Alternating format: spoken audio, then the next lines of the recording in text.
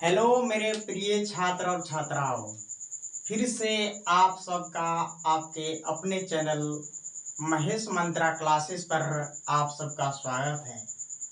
आज हम class 10th गणित अध्याय 5 समानांतर श्रेणी, जिसको इंग्लिश में एपी चैप्टर के नाम से जानते हैं, उसका हम ऑब्जेक्टिव लेकर के आए हैं, जो ये टारगेट गैस से रिलेट करता है। इसका जो ये टारगेट देख रहे हैं आप लोग, ये 2026 एग्जाम बोर्ड के लिए है। जो भी विद्यार्थी बिहार बोर्ड के हैं और क्लास 10th में पढ़ते हैं, तो ये टारगेट पब्लिकेशन का एक जो ऑब्जेक्टिव सीरीज आती है, इसमें जो है चैप्टर वाइज गणित का ऑब्जेक्टिव दिया हुआ रहता है, उसी का हम हल करते चलेंगे सीरीज बाय सीरीज। तो आइए देखते हैं समानांतर श्रेणी का जो ऑब्जेक्टिव है, उसको हम लाइन बाय लाइन सॉल्व करते हैं। सबसे पहले हम जानते हैं कि समानांतर श्रेणी एपी से कितने नंबर का आते हैं क्लास 10th में। तो आप सबको मैं बता दूं, लगभग 10 नंबर के ऑब्जेक्टिव क्वेश्चन, यानी कहे तो इस चैप्टर से 10 मार्क्स के सवाल आते हैं। ठीक है, तो सबसे पहले इस चैप्टर का जो है, हम जो मुख्य जो फार्मूला है उसको हम जानते हैं। ठीक है, तो आइए सबसे पहले देखते हैं इस चैप्टर में जो है ए को हम क्या कहते हैं। ठीक है, तो हम ए को कहते हैं प्रथम पद। ए को क्या कहते हैं? प्रथम पद। ठीक है, और जो है डी बराबर होता है A2 घटाओ A1, या फिर जो है A3 घटाओ A2। ठीक है, यानी कह सकते हैं सारवंतर यानी डी बराबर अगला घटाओ पिछला। ठीक है, अगला पद घटाओ पिछला पद।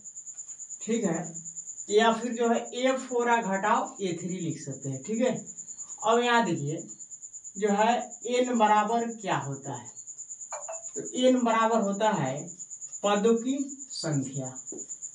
n बराबर होता है पदों की संख्या। ठीक है, यानी इस चैप्टर में n को हम क्या कहते हैं, तो n को कहते हैं पदों की संख्या। ठीक है, और एक फार्मूला होता है an, जिसको हम an को क्या कहते हैं, तो n को कहते हैं अंतिम पद। n को क्या कहते हैं इसमें? अंतिम पद। ठीक है, और जो है एक और है जिसको हम Sn कहते हैं। तो Sn जो है, Sn को हम कहते हैं n पदों की संख्या। Sn को क्या कहते हैं? n पदों की संख्या। देखिए, यदि आप क्लास 10th में है और आप जो है मैथ को लेकर के आप काफी चिंतित हैं, तो आपको बिल्कुल चिंता करने की जरूरत नहीं है, क्योंकि आप जो है सितंबर से भी आप बढ़िया से पढ़ाई कर सकते हैं। और जो है मैं आपको दावा करता हूं कि जो है यदि आप मेरे चैनल को सब्सक्राइब कर लेते हैं महेश मंत्रा क्लासेस को, और यदि आप सितंबर से लेकर के जो है आखिरी तक अगर बने रहिएगा, तो मैं आपसे दावा करता हूं कि आपको जो है 100 में से 50 ऑब्जेक्टिव को आपको सही टिक आउट करवा देंगे। ठीक है, तो आइए अब इससे संबंधित जो फार्मूला है उसको हम जानते हैं। ये जो था इस चैप्टर में जो है संकेत में इस सब को क्या चीज से सूचित करते हैं। ठीक है, तो हम प्रथम पद को ए से सूचित करते हैं, और जो है n पदों की संख्या, यहाँ संख्या n पदों की संख्या को हम जो है n से सूचित करते हैं, और जो अंतिम पद जो होता है उसको हम an से सूचित करते हैं, और जो है n पदों की संख्या को हम Sn से सूचित करते हैं। अब देखिए इसमें जो है मुख्य जो फार्मूला है वो 4 है। ठीक है, जिसको आइए हम लाइन बाय लाइन करके देखते हैं। तो पहला फार्मूला है पहला फार्मूला है हमारा ये जो है एन बराबर, ठीक है, यानी एनवा पद बराबर फार्मूला होता है A plus N minus one into में क्या हो जाएगा डी, ठीक है। और जो है दूसरा फार्मूला है यदि अंतिम से पूछा जाए, ठीक है, यदि अंतिम से पूछा जाए एनवा पद तो उसके लिए फार्मूला होता है, लिख देते हैं अंतिम से एनवा पद का जो फार्मूला होता है, यानी एन बराबर फार्मूला होता है।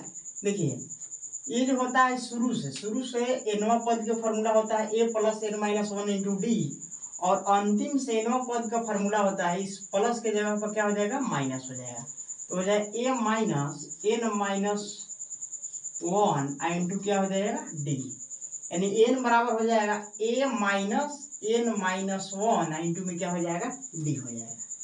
अब जो है एस एन बराबर फार्मूला एक होता है एन बटा दो अब ब्रैकेट बड़ा कोष्ठ में 2a अब plus N minus one into में क्या होता है डी, ठीक है, यानी एस एन बराबर योग वाला ही फार्मूला होता है, ठीक है। यानी 2 नंबर मेरा क्या हो गया फार्मूला हो गया, और ये 3 नंबर फार्मूला। और चौथे नंबर जो फार्मूला है वो आखिर से यानी अंतिम से यदि अंतिम पद अगर दिया रहे, ठीक है, यदि एन अगर दिया रहे तो उसके लिए एस एन बराबर फार्मूला हो जाता है, यानी यदि अंतिम यानी एन दिया हो तो उसके लिए जो फार्मूला होता है एस एन बराबर एक फार्मूला हो जाता है एन बाई 2 और बड़ा कोष्ठ में होता है ए प्लस ए, ठीक है, यानी एस एन का 2 फार्मूला हो गया। यदि जो है एस एन बराबर एक होता है एन बटा 2 और बड़ा कोष्ठ में 2 plus N minus one into D, और यदि जो है एन यानी अंतिम पद दिया हो तो उसके लिए एस एन बराबर फार्मूला होता है एन बटा 2 और बड़ा कोष्ठ में ए प्लस एन, ठीक है। तो इतना ही फार्मूला है, इसी के मदद से जो है इस चैप्टर को आप जो है बढ़िया तरीका से आप ऑब्जेक्टिव को हल कर सकते हैं और सब्जेक्टिव को भी हल कर सकते हैं, ठीक है। तो आइए जो है एक एक करके हम देखते हैं। देखिए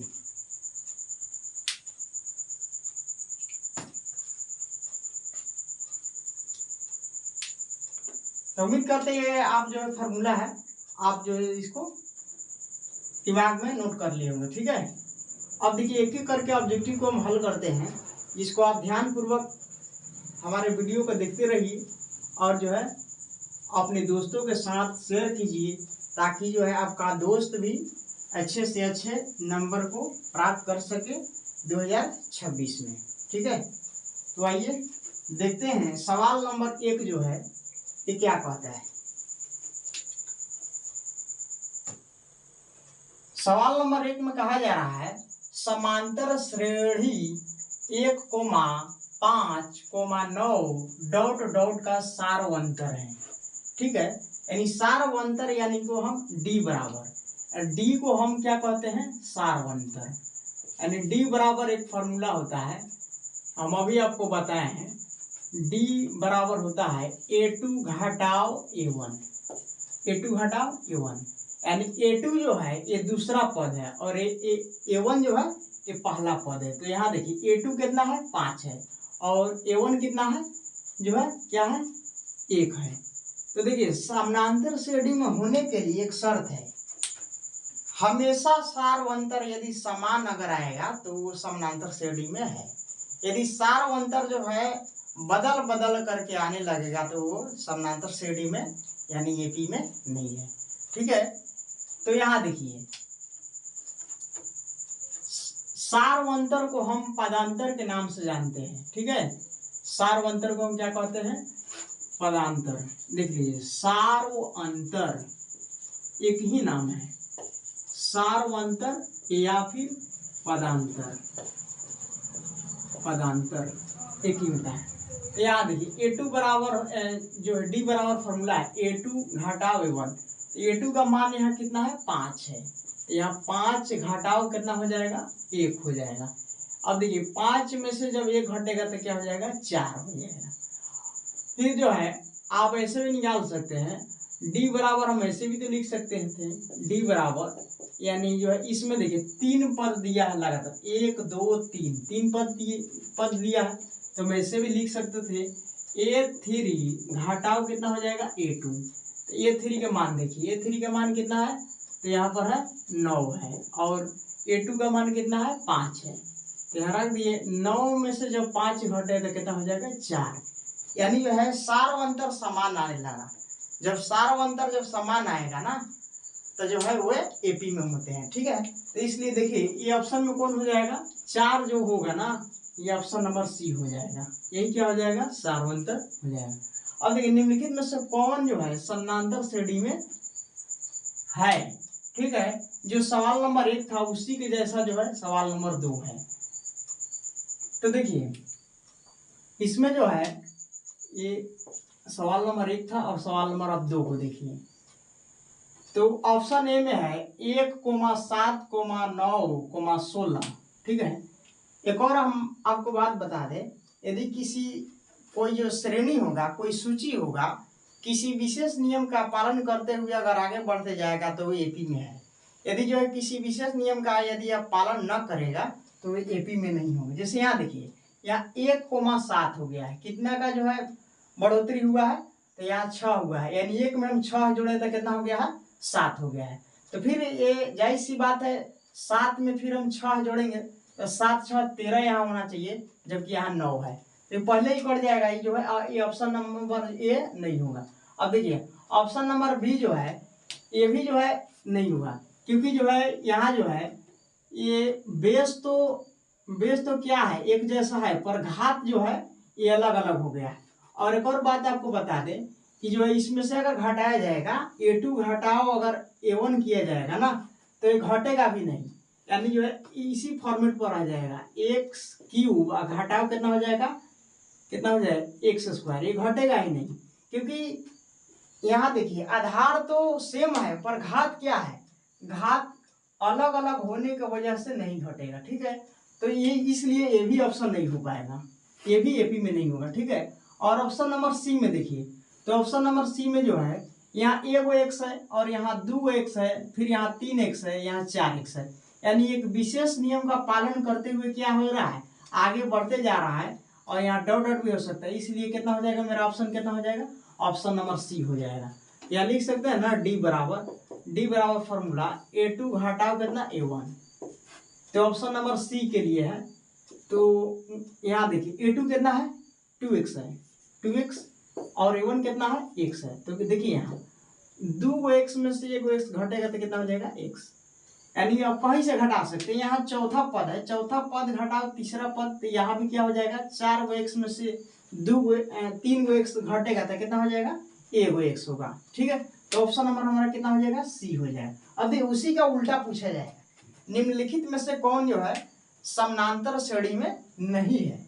देखिए निम्नलिखित में कौन समांतर श्रेणी में नहीं है, तो दे है इसका मतलब क्या हो गया, जो समानांतर श्रेणी में नहीं होगा ना वही हमारा क्या हो जाएगा ऑप्शन सही हो जाएगा। तो देखिए ये भी एक किसी विशेष नियम का पालन करते आगे बढ़ते जा रहा है, 1,2,3,4, ठीक है। तो यहाँ एक एक बढ़ते जा रहा है, इसका मतलब क्या है यह एपी में है, ठीक है। और यहाँ देखिए यह तो 3 का पहाड़ा ही है, तो 3 6 9 12 ये भी क्या है एपी में है, क्यों, क्योंकि ये विशेष नियम का पालन करते हुए आगे बढ़ते जा रहा है। और यहाँ देखिए 2, 4, 6, 8 डॉट, ये भी देखिए 2 का क्या है ये पहाड़ा है, ये भी एपी में है। और यहाँ देखिए ऑप्शन नंबर डी में जो है ये एपी में है कि नहीं चेक कर लेते जी। आप जानते हैं 2 का स्क्वायर कितना होता है 3 नंबर देख रहे हैं, 2 का स्क्वायर होता है 4, और जो है 4 का स्क्वायर कितना होता है 16, ठीक है। और 6 का स्क्वायर होता है 36। अब यहाँ देखिए ये 4 से कितना बढ़ा है यहाँ 12, और यहाँ देखिए ये जो है 12 बढ़ना चाहिए, ठीक है। तो कितना हो जाएगा ये जो है 16 में जब 12 को हम ऐड करेंगे तो यहाँ 28 होना चाहिए, जबकि यहाँ क्या हो गया 36 हो गया। ठीक है, यानी स्क्वायर के रूप में दिया है ना, तो ये हमारा क्या हो जाएगा, ये ऑप्शन नहीं होगा, यानी ये जो है हमारे एपी में नहीं है। तो ऑप्शन नंबर कौन हो जाएगा, ऑप्शन नंबर डी हो जाएगा, ये एपी में नहीं है। अब देखिए सवाल नंबर जो 4 है, निम्नलिखित में कहा जा रहा है निम्नलिखित में कौन समांतर श्रेणी है, यानी जो कौन समांतर श्रेणी है। सवाल नंबर 1 और सवाल नंबर 2 जैसा एक क्वेश्चन आ गया, ठीक है। तो यहाँ देखिए यदि इसमें भी कोई अगर विशेष नियम का पालन करते हुए आगे बढ़ते जाएगा, वो क्या हो जाएगा, समानांतर श्रेणी में होगा। तो यहाँ देखिए 1 है 3 है, 2 बड़ा है, यहाँ देखिए अब जो है 3 में ये 6 जुड़ा है तो क्या हो जाएगा, 9 हो गया है। यहाँ देखिए कोई विशेष अंक क्या है, कोई विशेष नियम का पालन करते हुए आगे बढ़ते नहीं गया, क्योंकि यहाँ जो है 2 जुड़ा है तो फिर यहाँ भी 2 जुड़ने पर यहाँ 5 होना चाहिए, यहाँ 7 होना चाहिए, जबकि जो है उस तरह का नहीं है। तो ये मेरा ऑप्शन ए भी कट जाएगा। और ऑप्शन नंबर बी में देखिए, अब तो यहीं पर पकड़ा गया, और जो क्या है, एक गो ए है, फिर कॉमा 2 ए है, फिर यहाँ 3 गो ए है, यहाँ 4 गो, यानी विशेष नियम का क्या है, एक एक ए इसमें जुड़ते जा रहा है, इसलिए मेरा कौन ऑप्शन हो जाएगा, ऑप्शन नंबर बी हो जाएगा। ये काफी आसान क्वेश्चन आते हैं, समझिए। यदि आप थोड़ा सा गहराई पूर्वक जो है पढ़ाई कीजिएगा तो आपको ऑब्जेक्टिव काफी ढंग से आपको समझ में आएगा, ठीक है। और सवाल नंबर 5 देखिए, निम्नलिखित में कौन समांतर श्रेणी नहीं है। तो इसमें जो है यहाँ देखिए नहीं है, यानी जो है उसको हम छोड़ देंगे, जो नहीं उसी को हम टिक आउट क्या कर देंगे, उसी को टिक आउट कर देंगे। देखिए ये भी समानांतर श्रेणी में है, ऑप्शन नंबर बी भी है। ऑप्शन नंबर सी क्या है, ऑप्शन नंबर सी जो है नहीं होगा, ठीक है, क्योंकि उसी तरह है ना, ये का स्क्वायर कितना हो जाएगा, 1, 3 का कितना हो जाएगा 9, तो जो है 9 में से 1 घटेगा कितना हो जाएगा 8, यहाँ देखो 25 है, 25 में 9 घटेगा 16, इसलिए क्या हो जाएगा, यही मेरा नहीं होगा, ठीक है। तो ऑप्शन नंबर सी हो जाएगा। देखिए हम जितना भी सवाल हल कर रहे हैं वे टारगेट जो है, टारगेट प्रकाशन का जो है एक ऑब्जेक्टिव आते हैं किताब, उसी का जो है लाइन बाय लाइन हम हल कर रहे हैं। यदि आप नज़दीकी दुकान से खरीद सकते हैं, ठीक है। और ये आज जो है 6 क्वेश्चन ही लिए हैं, एक और क्वेश्चन जो है बचे हुए उसको देख लीजिए, ठीक है। आप घर बैठे हमारे चैनल के माध्यम से आप फायदा उठा सकते हैं और अच्छे से अच्छे नंबर मार्क्स और ला सकते हैं गणित में, ठीक है। तो बिल्कुल चिंता मत कीजिए गणित के, ठीक है, विषय में, ठीक है। तो आइए जो है सवाल नंबर जो है अब 6 पर विचार करते हैं, ठीक है। इसको क्लीन कर देते हैं, उसके बाद सवाल नंबर 6 पर ध्यान दीजिए। तो सवाल नंबर 6 है, इसमें लिखा गया है यदि p + 1, 3p + 1, 6p - 1 समानांतर श्रेणी में है तो p का मान है, ठीक है। देखिए यह एक तरह का क्या है, सूची दिया है, यानी श्रेणी है, ठीक है। यदि यह एपी में है तो क्या है, p का मान क्या होगा। देखिए एपी में अगर कोई श्रेणी है तो इसका क्या मतलब, उसका सार्वंतर जो है समान होगा, तभी वो एपी में होगा, ठीक है। हम आपको बार बार बता रहे हैं, एपी में यदि कोई सूची होगा ना तो उसका सार्वंतर समान होगा, तभी वो क्या होंगे, एपी में होंगे। तो देखिए 6 नंबर हिसाब को बनाने के लिए एक छोटा सा एग्जांपल देते हैं, जो है 2, 4, 6, 8, 10। देखिए लगातार जो है इसमें कितने पद हम लिए हैं, 5 पद लिए हैं, ठीक है। ये पहला पद A1, ये दूसरा पद A2, ये तीसरा पद A3, ये चौथा पद A4, ये 5वां पद A5, ठीक है। यानी हम 5 को पद लिए हैं, ठीक है। तो ये देखिए ये जाहिर सी बात है किसी विशेष नियम का पालन करते हुए आगे बढ़ते जा रहा है, तो यह एपी में है। और यदि एपी में है तो उसके लिए एक नियम है जो है ना, यानी A2 घटाओ, यानी अगला घटाओ पिछला, अगला घटाओ पिछला बराबर होना चाहिए।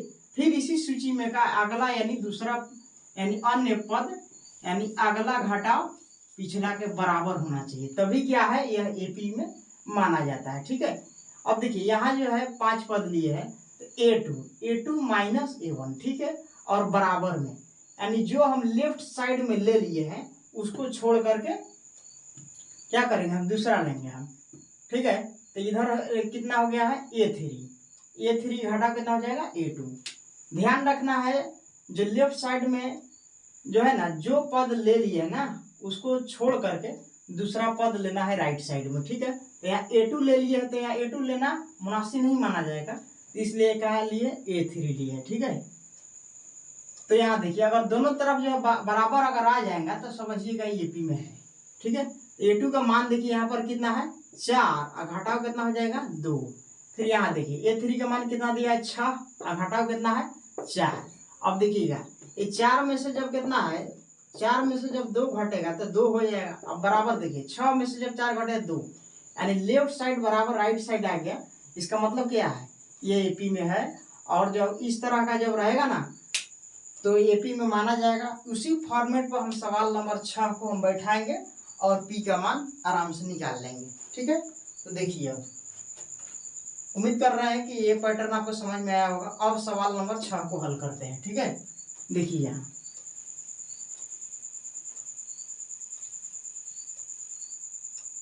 सवाल नंबर 6 में जो है देखिए यहाँ से जो यहाँ तक ले है यानी P+1, इसको हम क्या कहेंगे A1 कहेंगे, ठीक है। और 3P+1 जो है इसको क्या कहेंगे हम A2 कहेंगे। और 6P घटा 1 जो है इसको क्या कहेंगे A3 कहेंगे। यानी 3 पद दिया है और ये समानांतर श्रेणी में है, ठीक है। तो हम क्यों नहीं इसको लिख सकते हैं A2 घटाओ A1, ठीक है। अब बराबर क्या होगा A3 और घटाओ कितना हो जाएगा A2, इस तरह लिख सकते हैं, ठीक है। तो यहाँ देखिए A2 का मान दिया है, A2 का मान कितना है 3P+1। यहाँ A2 का मान है 3P अब प्लस में कितना है 1 है, ठीक है। माइनस अब देखिए A1 के मान कितना है, A1 का मान है P+1, यहाँ हो जाएगा P अब प्लस में 1। देखिए अब इसको ब्रैकेट में हम लिख रहे हैं क्योंकि ये जो है 2 पद में दिया है। प्रथम पद जो है ना P+1 है, यानी P और +1 है, ये 2 पद मिला करके पहला पद बन रहा है, इसलिए हम क्या इसको हम लिख दिए हैं ब्रैकेट में लिख दिए, ठीक है। और देखिए बराबर अब देखिए तीसरा पद कितना है 6P घटाओ 1। यहाँ देखिए 6P घटाओ कितना हो जाएगा 1। आगे यहाँ देखिए ये फॉर्मूला का घटाओ का चिन्ह, घटाओ तो घटाओ हो गया। अब देखिए A2 का मान इसमें कितना दिया है 3P अब +1 है, तो यहाँ लिखते हैं ब्रैकेट में 3P अब प्लस में कितना हो जाएगा 1 हो जाएगा, ठीक है। अब इसको हल कीजिए 3 डैश,